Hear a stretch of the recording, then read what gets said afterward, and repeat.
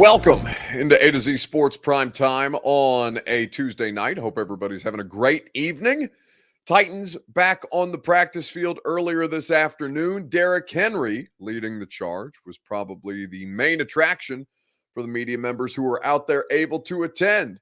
He had a pretty significant message, I think, to people who are casting doubt on what Derrick Henry is going to be able to do moving forward. And as we've talked about several times on this show, there are fair reasons to look at Derrick Henry and think, okay, how sustainable is this? And will this be the best version of Derrick Henry that we're accustomed to seeing? Or are things going to be different after a significant foot injury? I can tell you that after seeing him at practice, I don't think that there should be much skepticism at this point, but you'll hear from Derrick Henry himself and how he's kind of embracing the people that don't think Derrick Henry is going to get back to form again soon. Treylon Burks was not there again. We'll talk about the significance of that, what little there is to discuss. Then we'll wrap things up on a Tuesday night with a gone viral video, as is the custom. Before we get started, need you guys to do me a solid. Share the show around if you would. If you are on Twitter, please retweet the show. That's in the bottom right-hand corner of your screen. Facebook Live, you can share now to public. That's in the bottom left. If you're on YouTube or on Twitch, just find your respective subscribe button. Hit that subscribe button. Make sure that you can get the live stream coverage that A to Z Sports Nashville and across the A to Z Sports digital network can provide to you with all of the great live streaming coverage that we are doing of all of your favorite sports teams. Looking forward to getting into this show tonight. It's going to be a fun one. It was good to talk to Derrick Henry again. It's been quite some time. So without that being said, we can go ahead and start this thing officially. Welcome to A to Z Sports Prime Time on a Tuesday. I'm your host, Buck Rising. If you're new to the show, and I'm proud as always to be presented to you by somebody who is not new to Middle Tennessee. That's Two Rivers Ford. In fact, they've been around for 40 years almost in Middle Tennessee, specifically in Mount Juliet. Two Rivers Ford in Mount Juliet or online at tworiversford.com. No stranger to the Middle Tennessee area also is the Ashton Real Estate Group of RE/MAX Advantage. Working here, living here, building better communities here is the Gary Ashton team. Go to GaryAshton.com and find your dream address without the stress today. So, day one of mandatory minicamp. I was expecting Derrick Henry to, I don't know what I was expecting from Derrick Henry, but it's always a pleasant, I don't want to call it a surprise, but it's always good to see him, right? There's different energy when he's out on the practice field. There's a different level of intensity from the players. Derrick is obviously the biggest star power factor on the team. So to get the opportunity to talk to him and catch up with him and see how he's been doing since the Cincinnati Bengals game is always appreciated. And when you look at what Derrick Henry is getting ready to go through, it's really the first time where Derrick will be under such heavy scrutiny as far as what he's able to do, right? Before, when he was drafted in the league, he was behind DeMarco Murray for a considerable amount of time that he had to basically reestablish himself a few years into his career. And now there's a standard that we all hold Derrick Henry to, and that is a standard of excellence. Henry is the franchise, Jose Benitez says. And, yes, basically, he's a considerable portion of it. He is the greatest source of your recent success. Obviously, there's a lot of other players on the Titans that have contributed to their success. But I'll tell you that as far as Derrick Henry is concerned, there is probably no one of singular greater importance to this franchise in total on the field and off than Derrick Henry. So we're looking at this and we're talking to Derrick Henry today about, hey, how's the foot? How are things going? Do you feel good? Did you feel good out there? We've seen your Instagram workout videos. Seems like things are going well. And for Derrick's credit, he said, yeah, the foot has been fine. He seemed to not have any limitations out there. Mike Vrabel was pleased with the work that he got in. But then we brought up the idea, I believe it was Teron Davenport specifically, that brought up the question of Derrick Henry and, people who doubt him heading into a season where he's going to turn 29, where there's already a significant amount of skepticism around running backs with a heavy usage rate, especially when you look at the numbers for Derrick Henry and see how many carries he gets inside the 20, right? Derrick's game has never been heavily factored on making people miss, right? He's going to stiff arm you, he's going to run through you, but there's a lot of contact that's involved with that. And no matter how superhuman you are, those things can accumulate under certain circumstances and more often than not, right? And so Teron asked Derrick, yeah, you see a lot of this stuff out here about how you may not be able to rebound or get back quite to form as we've seen from you in years past. And, I thought Derrick Henry's answer was pretty interesting today on that subject matter. I feel good. I've been training since I left and got out here and felt good. Been a good offseason. Feel good. What's kind of been the focus for you, Derrick, as you kind of gear up for another season? As you kind of continue to do what you've done, you add anything new? What's kind of been your plan? Really the same stuff. I've been working with PT Luke Miller, who worked under the guy who did my surgery, and doing a lot of footwork and making sure that finding my toes. He always tells me that when I'm working out. Just all type of different stuff. Just so I'm balancing my foot. I feel good, and running hills, doing restricted running, and being on the field, catching the ball, just doing all those type of things to make sure I'm ready. What would you say the status of the foot is at this point? How long has this been since I played? Foot good. Foot is good. So Derrick's not worried about foot. And when Teron asked him about, do you hear people that doubt you? And he said, yeah, I'm a hugely motivated individual. This is something that people may be motivating me without even knowing it, because I do pay attention to the things that are written. And he didn't say specifically that he pays attention to things that are written, but he sees some of the criticism out there, right? And basically his response was, yeah, we're going to see. Oh, we'll see how it goes. Doubters can continue to do as they will, and I'll continue to go about my work ethic. And it's a pretty interesting spot to see Derrick Henry in, because this is the first time it's kind of been that way, right? Where you're looking at Derrick and saying, and a lot of people are looking at Derrick, maybe locally, I think more people give Derrick the benefit of the doubt. He's an incredibly hard worker. He's been hugely successful. He has literally set records as a running back for the Tennessee Titans and is a part of NFL history. So I think people here, both local media and you guys as fans, you're not as quick to write him off because you've seen every moment, every spectacular play, every incredible run, the history that he's literally made. And it's difficult to see all of those things in real time and for me to cover them and say, yeah, I don't think he can do them again, though. But that's the question, right? How repeatable is it, or how easy will it be, or how difficult, rather, will it be for him to get back to form? So let's start with your Two Rivers Ford take on this Tuesday night. Let me know in the comment section, how should the Titans manage Derrick Henry this season? You've heard from him. He's not worried about the foot. Whether you think there needs to be an adjustment in his workload, you understand how heavy the usage rate was in 2021 before the injury ended up happening. Your Two Rivers Ford take, how should the Titans manage Derrick Henry this season? We'll talk about it together, and while you guys give me your response, I will tell you about the people who make this take possible, your take possible. That's Two Rivers Ford. Two Rivers Ford in Mount Juliet. That's where you go for not just the Built For You program, which allows you to customize any Ford vehicle, any color that you choose, with any customizable accessories, but that's the place that you go for certified Ford Blue Advantage pre-owned vehicles. Two Rivers Ford has one of the state's largest selections at their dealership in Mount Juliet. And if you're shopping for a pre-owned vehicle because it's more of a fit for your budget right now, you want to get it from a dealership that you know that you can trust. Two Rivers Ford is that dealership, and they will make sure that you get exactly what you need that fits your family's budget and your needs. Two Rivers Ford in Mount Juliet, or online at tworiversford.com. So, how should the Titans manage Derrick Henry this year? Is management even necessary for what we know this dude to be? Or do you think they should just continue to run Derrick run the way that they have done for basically the better part of 3 previous seasons? Let's take a look at some of the comments here tonight. For Robert Truss Jr. on Facebook Live, Robert says no more than 20 carries before the bye. Feature Hilliard more.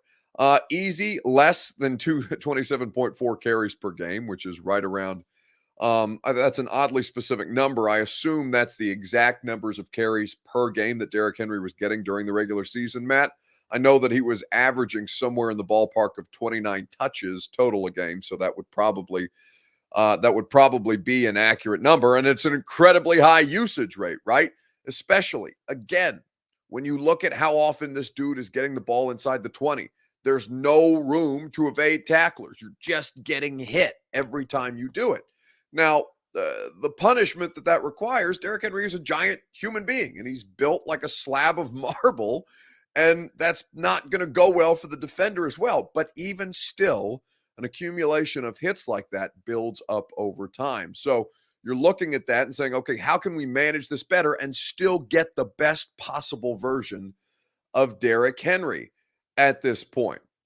Give it time, says Chris Frazier. Chris Frazier is arguing amongst you guys. He says every first down we're running the ball. Yeah, I mean they run the ball on first down and on second and long more than any team in football the last year.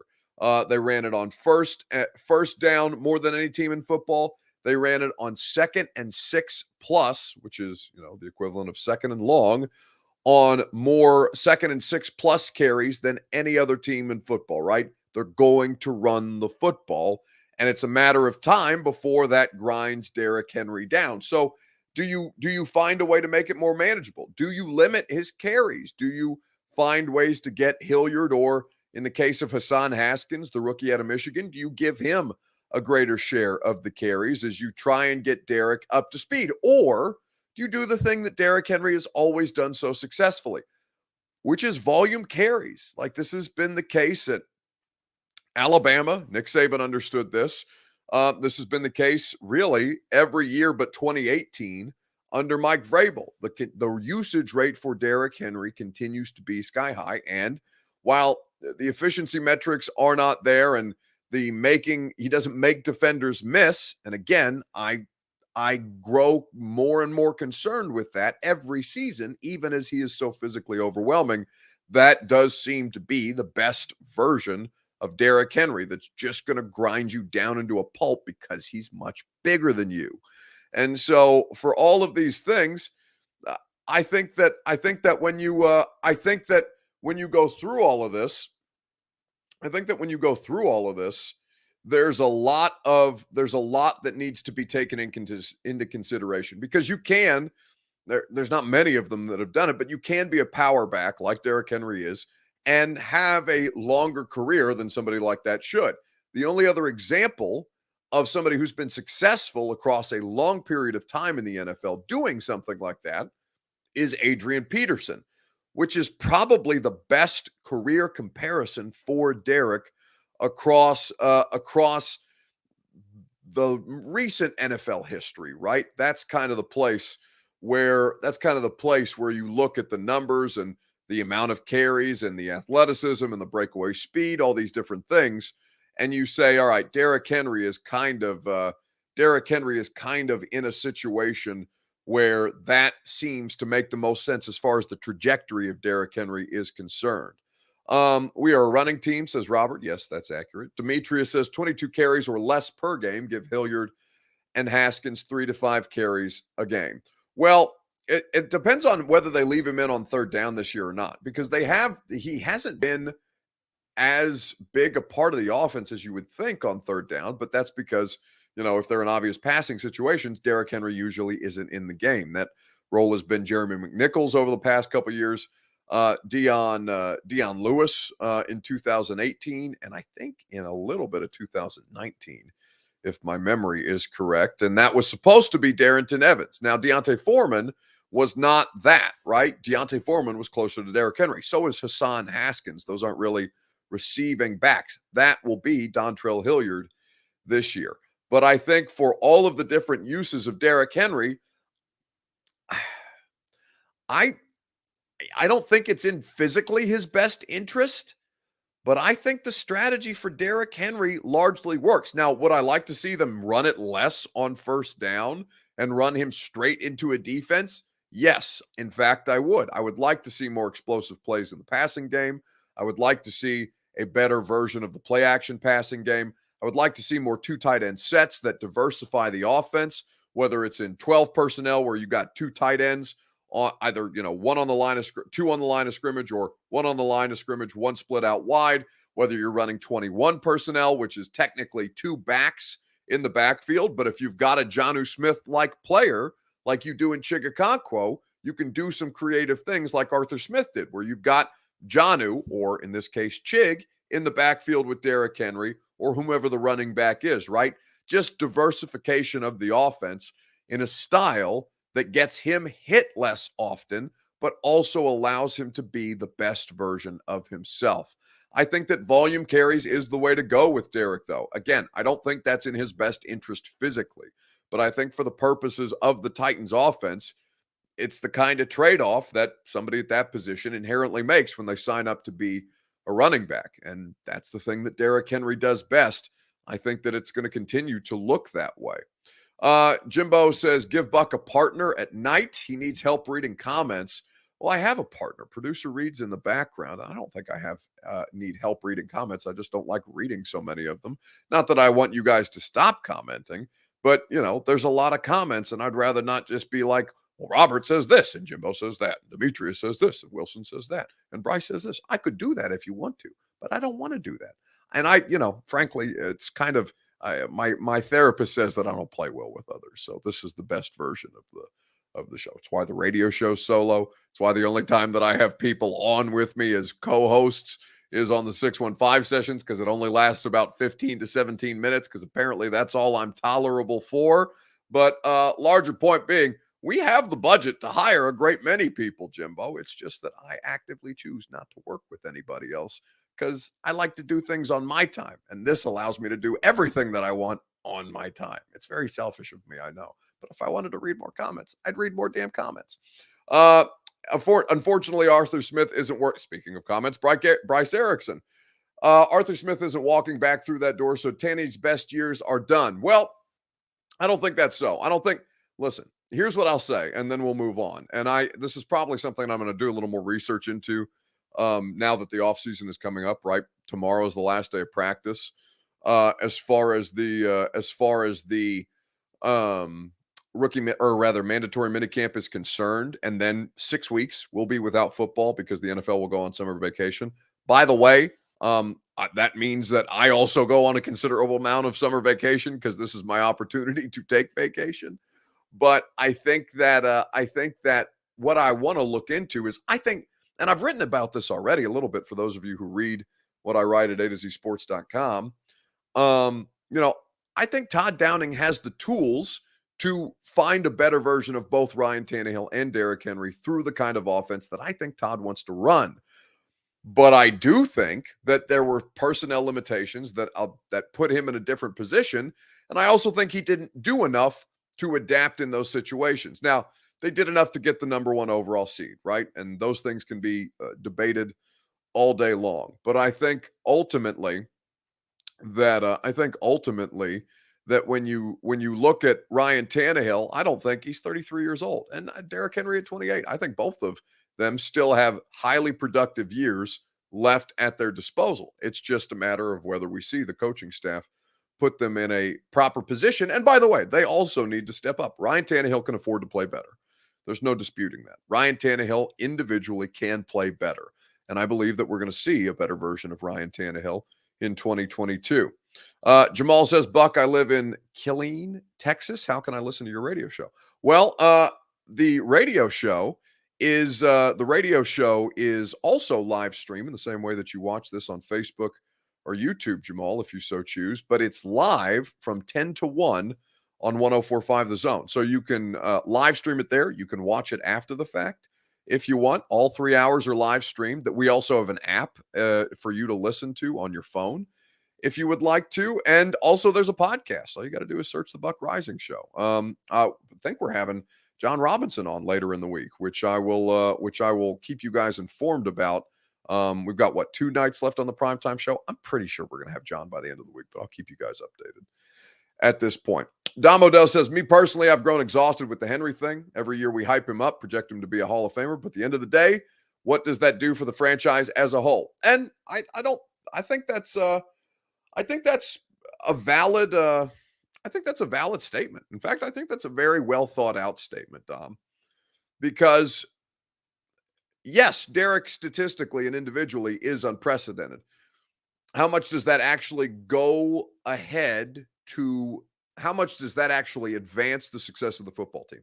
Well, they are good for having Derrick Henry on the roster. Of course, that they are made better by Derrick Henry's presence. And we know that they would certainly be a worse football team without Derrick Henry. Now, when you kind of look at all this,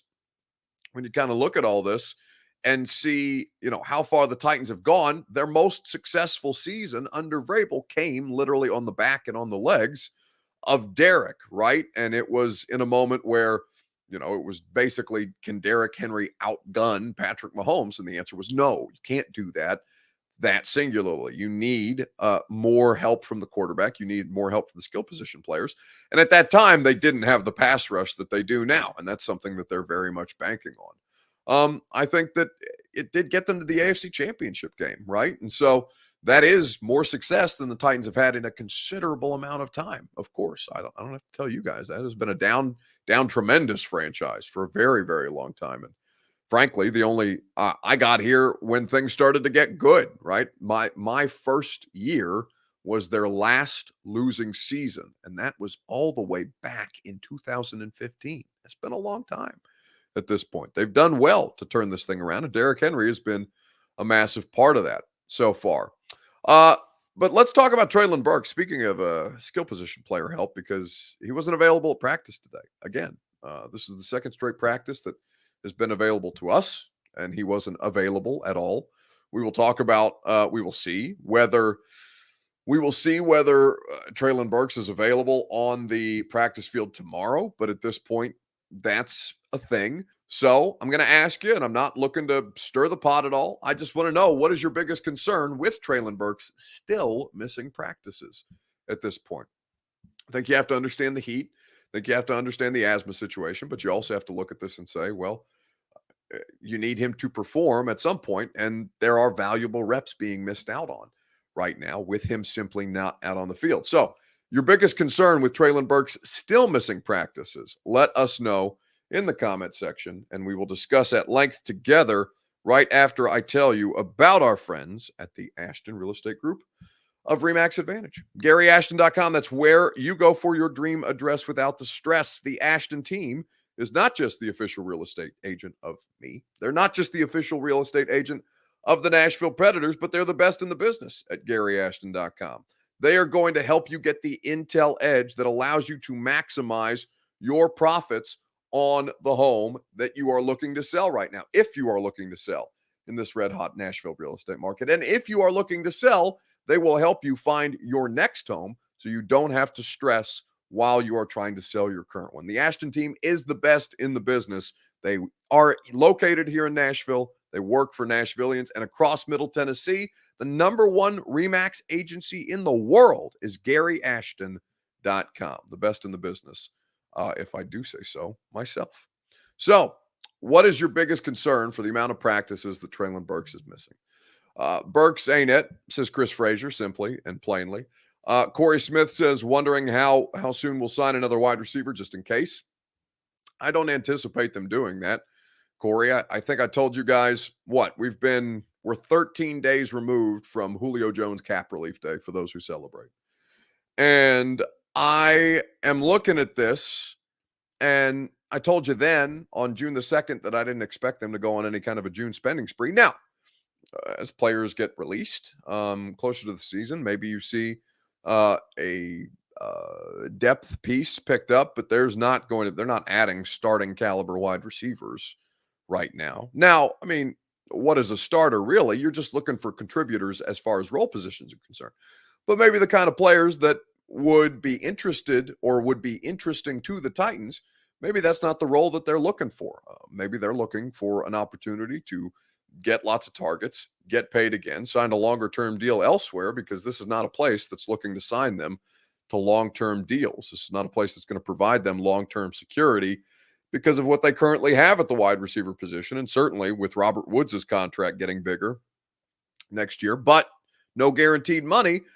They're not assured a spot on the Tennessee Titans roster in the future. So I think that when you look at this, I don't much expect either on the wide receiver front or the offensive line. I really don't expect them to go much bigger than they already have. Like, you probably see some bottom of the roster depth churn type of dudes at this point. But, we'll see how the summer goes and what happens once we get to training camp. Chris Fraser says, you're going to hurt these Titans fans' feelings. I mean, Chris, I'm not out to hurt people's feelings. I just, I tell you what I hear and what I see, and I give you my informed or educated opinion on it. Doesn't always mean that that's exactly what's going to happen every time, but I can, if you guys ask me a question about that kind of stuff, I can give you the lay of the land. And right now, the lay of the land is they're not making any signings on the horizon right now as we sit here today. Julio didn't practice and didn't barely play. You have to practice, especially as a rookie. And that's my thing, right? When we get up to the podium and we ask Mike Vrabel about both Treylon Burks and Jeffrey Simmons, and Mike hits us with this. Just unavailable. Contract deal going on? Unavailable. That's how we're going to go when the guys don't practice, and it's not an injury report. Same deal with Treylon? Unavailable. Look at that shit-eating grin at the end of that clip. Mike wants nothing to do with this. So they're asking initially about Jeffrey Simmons, and the circumstance for Treylon Burks, and Mike just cackling. I mean, not outright cackling. I'm cackling at the face that Mike is making. Again, I would like to watch that face again, just for you guys to catch that smirk, that just that terrible smirk at the end of the clip when he's asked specifically about Treylon Burks and also Jeffrey Simmons. Just unavailable. Contract deal going on? Unavailable. That's how we're going to go when the guys don't practice, and it's not an injury report. Same deal with Treylon? Unavailable. Gets me every time. That's your head coach, Mike Vrabel. It is, listen, he sticks to his guns on that, right? I heart Mike Vrabel, says Denise. I mean, listen, yeah, he's doing it for a reason. He thinks it ultimately protects the players. He doesn't think there's any benefit of talking about that kind of stuff publicly. And Jeff was there. He just wasn't practicing, right? So, if it leaves us open to speculation about, is Jeffrey Simmons doing a hold in as opposed to a hold out, or some other such nonsense, as I'm sure will be started or be discussed on the Titans Twitter or Titans internet, or probably by Stillman. And it's just Jeff's here. He's just not practicing right now. And, it's reasonable to think that he was healthy, because I just literally saw him at Von Miller's, well, not literally in person saw him, but I saw him on social media. Doing pass rush drills at Von Miller's Pass Rush Summit. So it's not like Jeff is incapable physically of doing things right now, unless he hurt himself at Von Miller's Pass Rush Summit, which would be less than ideal as far as that's concerned. Corey Smith says, Vrabel, where's our Super Bowl trophy? Unavailable. That's right. For now, we will see. Mike's ultimately going to be judged his career with the Titans on, did he win a Super Bowl or not, right? All head coaches are, but Mike is getting to the place where he's winning at such a rate where he's already got the best win percentage of any coach who has coached for the Oilers or Titans franchise across the regular season and playoffs. He's been hugely successful at this point, but we'll see how he goes along sustaining it. Farsender says, excited to hear what you say about Tic Tac Titans tomorrow, what you have to say about his Willis. But I already did that at the end of the radio show today. because I got a couple of texts that there would be plenty more dumb things in sports for me to use for the dumbest thing in sports on Wednesday. And so I could ignore that or use at the time that silly little thought that an account on Twitter called Tic Tac Titans put out. I assume he was being genuine with it because he seemed to take it very, very seriously. But yeah, that was at just, and I don't know the guy, so like I don't mean this as inherent disrespect, but it just read to me as somebody who has no idea about the actual goings on of the football team, or really specifically more about Malik Willis and Logan Woodside, because he was loud wrong about that. But anyway, he's entitled to his opinion. Anybody's entitled to their opinion on the internet. But if it's a dumb opinion, the rest of us are allowed to tell you. You guys tell me when I have done opinions all the time, and I love you for it. Let's wrap things up with a gone viral video. This was producer Reed's question that he wrote in our rundown tonight. Which NFL team catches the most strays on a regular basis? Let us know in the comment section, on Facebook, on YouTube, on Twitter, and on Twitch. We will discuss at length together. I'm sure you can come up with a few. The Patriots stay catching strays because they've been the best and people love to hate them. The Detroit Lions are a laughingstock in the NFL. I think they are often the subject of who's it? Is it Annie Agar or Annie Agar? I don't know how to pronounce her name when she does the TikTok videos. They just absolutely skewer the Lions. Ken Caniff says the Browns at this point. Yeah, well, the Browns are a shit show of their own making. And honestly, with the Deshaun Watson stuff, like, I think if, again, Watson has not been proven guilty of anything yet, so I'll reserve judgment as far as the details are concerned. But I think the Browns are the biggest offender in all of this for not just giving him $230 million, but guaranteeing it when they had no control over how much more information would come out. Greg Gunther says you don't listen to Locked On Titans podcast. LOL. Tic Tac Titans is his Twitter handle. No, I don't listen to Titans podcasts. Oh God, no. Are you kidding me? What? No, and that's not God. It's I don't mean that disrespectfully. I don't know this person. And I'm not saying that to sound, I sound like a dick when I say that, or a jerk when I say that rather, but like, I don't want to listen to Titans podcasts in my free time. Are you guys insane? I love you all, and I love my job, and I love covering the NFL for two companies that pay me well to cover the NFL, and specifically the local professional football team. I'm not listening to more Titan shit in my free time. Yeah, it's just, this is my job. I don't know what do you guys think I'm putting into. Well, I listen to my buddies on the Football and Other Efforts, so let me not say that. Jimbo says Colts fan. That's right. No, I'm listening to Colts podcast in my spare time. No, I don't.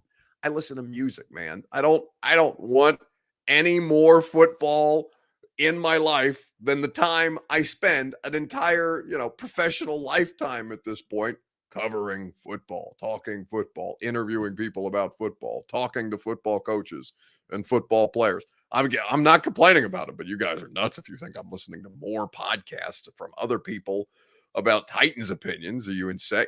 I already don't care what other people think anyway, much less I'm gonna download their podcast and hear what they have to say about things. Oof, no. I need some peace. I need some sanity. I need a portion of my life that doesn't revolve around the damn Tennessee Titans, because it is my entire professional existence. Why should it be my personal existence as well? Other than, like I said, it's a good time. It's a lot of fun. All right. Who catches the most strays?